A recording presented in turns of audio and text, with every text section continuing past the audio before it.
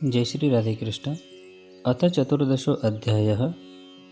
अपशकुन देखकर महाराज युधिष्ठिर का शंका करना और अर्जुन का द्वारका से लौटना। श्री सूत जी कहते हैं, स्वजनों के मिलने के बाद पुण्य श्लोक भगवान श्री कृष्ण अब क्या करना चाहते हैं, यह जानने के लिए अर्जुन द्वारका गए हुए थे। कई महीने बीत जाने के बाद पर भी अर्जुन वहां से लौटकर नहीं आए। धर्मराज युधिष्ठिर को बड़े भयंकर अपशकुन दिखने लगे। उन्होंने देखा काल की गति बड़ी विकट हो गई है। जिस समय जो ऋतु होनी चाहिए उस समय वह नहीं होती और उनकी क्रियाएं भी उल्टी होती हैं। लोग बड़े क्रोधी, लोभी और असत्यपरायण हो गए हैं। अपने जीवन निर्वाह के लिए लोग पापपूर्ण व्यवहार करने लगे हैं। सारा व्यवहार कपट से भरा हुआ था। यहाँ तक कि मित्रता में भी छल मिला रहता है। पिता माता, सगे संबंधी, भाई और पति पत्नी में भी झगड़ा टंटा रहने लगा है। कलिकाल के आ जाने से लोगों का स्वभाव ही लोभ, दंभ आदि अधर्म से अभिभूत हो गया है और प्रकृति में भी अत्यंत अरिष्ट सूचक अपशकुन होने लगे हैं। यह सब देखकर युधिष्ठिर ने अपने छोटे भाई भीमसेन से कहा, भीमसेन, अर्जुन को हमने द्वारका इसलिए भेजा था कि वह वहां जाकर पुण्य श्लोक भगवान श्री कृष्ण क्या कर रहे हैं इसका पता लगा आए और संबंधियों से मिल भी आए। तब से 7 महीने बीत गए हैं, किंतु तुम्हारे छोटे भाई अब तक नहीं लौट रहे हैं। मैं ठीक ठीक यह नहीं समझ पाता हूँ कि उनके न आने का कारण क्या है। कहीं देवर्षि नारद के द्वारा बतलाया हुआ वह समय तो नहीं आ पहुँचा है जिसमें भगवान श्री कृष्ण अपने लीला विग्रह का संवरण करना चाहते हैं। उन्हीं भगवान की कृपा से हमें यह संपत्ति, राज्य, स्त्री, प्राण, कुल, संतान, शत्रुओं पर विजय और स्वर्गादि लोकों का अधिकार प्राप्त हुआ है।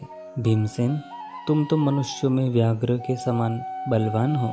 देखो तो सही, आकाश में उत्कापात आदि, पृथ्वी में भूकंप आदि और शरीरों में रोग आदि कितने भयंकर अपशकुन हो रहे हैं। इनसे इस बात की सूचना मिलती है कि कहीं शीघ्र ही हमारी बुद्धि को मोह में डालने वाला कोई उत्पात होने वाला है। प्यारे भीमसेन, मेरी बाएं जांघ, आँख और भुजा बार बार फटक रही है। हृदय जोर से धड़क रहा है।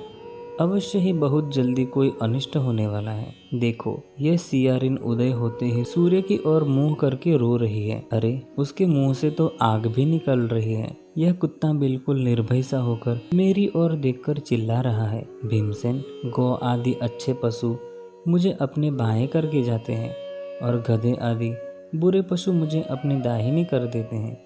मेरे घोड़े आदि वाहन मुझे रोते हुए दिखाई देते हैं। यह मृत्यु का दूत पेड़ुखी, उल्लू और उसका प्रतिपक्षी कौवा रात को अपने कर्ण कठोर शब्दों से मेरे मन को कंपाते हुए विश्व को सुना कर देना चाहते हैं। दिशाएं धुंधली हो गई है। सूर्य और चंद्रमा के चारों ओर बार बार मंडल बैठते हैं। यह पृथ्वी पहाड़ों के साथ कांप उठती है। बादल बड़े जोर जोर से गरजते हैं और जहाँ तहाँ बिजली भी गिरती ही रहती है। शरीर को छेदने वाली एवं धूलि वर्षा से अंधकार फैलाने वाली आंधी चलने लगी है। बादल बड़ा डरावना दृश्य उपस्थित करके सब और खून बरसाते हैं। देखो, सूर्य की प्रभा मंद पड़ गई है। सूर्य को भूतों की घनी भीड़ में पृथ्वी और अंतरिक्ष में आग सी लगी हुई है। नदी, नद, तालाब और लोगों के मन क्षुब्ध हो रहे हैं। घी से आग नहीं जलती। यह भयंकर काल न जाने क्या करेगा। बछड़े दूध नहीं पीते, गौएं दूहने नहीं देती। गौशाला में गौएं आंसू बहा बहा कर रो रही हैं। बैल भी उदास हो रहे हैं। देवताओं की मूर्तियां रोसी रही हैं। उनमें से पसीना चूने लगता है और वे हिलती डुलती भी हैं।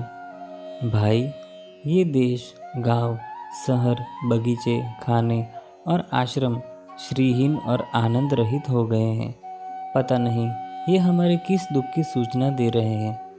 इन बड़े बड़े उत्पातों को देखकर मैं तो ऐसा समझता हूँ कि निश्चय ही यह भाग्यहीना भूमि भगवान के उन चरण कमलों से, जिनका सौंदर्य तथा जिनके ध्वजा, वज्र, अंकुश आदि विलक्षण चिन्ह और किसी में भी कहीं भी नहीं है, रहित हो गई है। श्री शौनक जी, राजा युधिष्ठिर इन भयंकर उत्पातों को देखकर मन ही मन चिंतित हो रहे थे कि द्वारका से लौटकर अर्जुन आए। युधिष्ठिर ने देखा अर्जुन इतने आतुर हो रहे हैं जितने पहले कभी नहीं देखे गए थे। मुंह लटका हुआ है, कमल सरीखे नेत्रों से आंसू बह रहे हैं और शरीर में बिल्कुल कांति ही नहीं है। उनको इस रूप में अपने चरणों में पड़ा देखकर युधिष्ठिर घबरा गए। देवर्षि नारद की बातें याद करके उन्होंने सुहृदों के सामने ही अर्जुन से पूछा, भाई, द्वारकापुरी में हमारे स्वजन संबंधी मधु, भोज, दशाई, आर्ह, सात्वत, अंधक और वृष्णिवंशी यादव कुशल से तो है? हमारे माननीय नाना सूरसेन जी प्रसन्न हैं। अपने छोटे भाई सहित मामा वसुदेव जी तो कुशल पूर्वक है ना? उनकी पत्नियां हमारी मामी देव की आदि सातों बहनें अपने पुत्रों और बहुओं के साथ आनंद से तो है। जिनका पुत्र कंस बड़ा ही दुष्ट था, वे राजा उग्रसेन अपने छोटे भाई देवक के साथ जीवित तो है ना? ऋदिक, उनके पुत्र कृतवर्मा, अक्रूर, जयंत, गद, साधारण तथा शत्रुजित आदि यादव वीर सकुशल है ना? तथा शत्रुजित आदि यादव वीर कुशल से है ना? यादवों के प्रभु बलराम जी तो आनंद से हैं। वृष्णिवंश के सर्वश्रेष्ठ महारथी प्रद्युम्न सुख से तो है। युद्ध में बड़ी फुर्ती दिखलाने वाले भगवान अनिरुद्ध आनंद से है ना? सुषेण, चारुदेशन, जाम्बती नंदन, शाम्ब और अपने पुत्रों के सहित ऋषभ आदि भगवान श्री कृष्ण के अन्य सब पुत्र भी प्रसन्न से है ना? भगवान श्री कृष्ण के सेवक ऋतदेव, उद्धव आदि और दूसरे सुनंद, नंद आदि प्रधान यदुवंशी जो भगवान श्री कृष्ण और बलराम के बाहुबल से सुरक्षित है, सबके सब सकुशल है ना? हमसे अत्यंत प्रेम करने वाले वे लोग कभी हमारे कुशल मंगल भी पूछते हैं। भक्तवत्सल ब्राह्मण भक्त भगवान श्री कृष्ण अपने स्वजनों के साथ द्वारका की सुधर्मा सभा में सुखपूर्वक विराजते हैं ना? वे आदि पुरुष बलराम जी के साथ संसार के परम मंगल, परम कल्याण और उन्नति के लिए यदुवंश रूप क्षीर सागर में विराजमान है। उन्हीं के बाहुबल से सुरक्षित द्वारकापुरी में यदुवंशी लोग सारे संसार के द्वारा सम्मानित होकर बड़े आनंद से विष्णु भगवान के पार्षदों के समान विहार कर रहे हैं। सत्यभामा आदि 16,000 रानियां प्रधान रूप से उनके चरण कमलों की सेवा में ही रत रहकर उनके द्वारा युद्ध में इंद्रादि देवताओं को भी हराकर इंद्राणी के भोग योग्य तथा उन्हीं की अभिष्ट पारिजातीय वस्तुओं की तथा उन्हीं की अभिष्ट पारिजातादि वस्तुओं का उपभोग करती है। यदुवंशी वीर भगवान श्री कृष्ण के बाहुदंड के प्रभाव से सुरक्षित रहकर निर्भय रहते हैं और बलपूर्वक लाई हुई बड़े बड़े देवताओं के बैठने योग्य सुधर्मा सभा को अपने चरणों से आक्रांत करते हैं। भाई अर्जुन, यह भी बताओ कि तुम स्वयं तो कुशल से हो न? मुझे तुम श्रीहीन से देख रहे हो। वहाँ बहुत दिनों तक रहे, कहीं तुम्हारे सम्मान में तो किसी प्रकार की कमी नहीं हुई? किसी ने तुम्हारा अपमान तो नहीं कर दिया? कहीं किसी ने दुर्भावपूर्ण अमंगल शब्द आदि के द्वारा तुम्हारा चित्त तो नहीं दुखाया? अथवा किसी आशा से तुम्हारे पास आए हुए याचकों को उनकी मांगी हुई वस्तु अथवा अपनी ओर से कुछ देने की प्रतिज्ञा करके भी तुम नहीं दे सके? तुम सदा शरणागतों की रक्षा करते आए हो। कहीं किसी भी ब्राह्मण बालक, गौ, बूढ़े, रोगी अथवा अबला अथवा अन्य किसी प्राणी का जो तुम्हारी शरण में आया हो, तुमने त्याग तो नहीं कर दिया? कहीं तुमने अगम्य स्त्री से समागम तो नहीं किया अथवा गमन करने योग्य स्त्री के साथ आसक्ति पूर्वक समागम तो नहीं किया? कहीं मार्ग में अपने छोटे से अथवा बराबरी वालों से हार तो नहीं गए?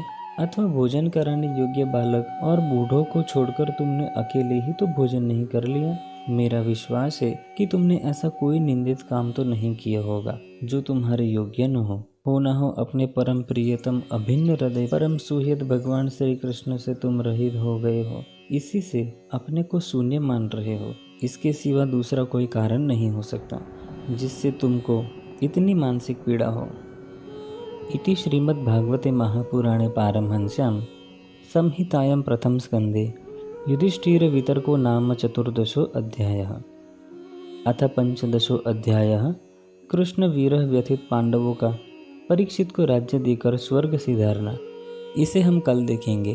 तब तक के लिए जय श्री राधे कृष्ण।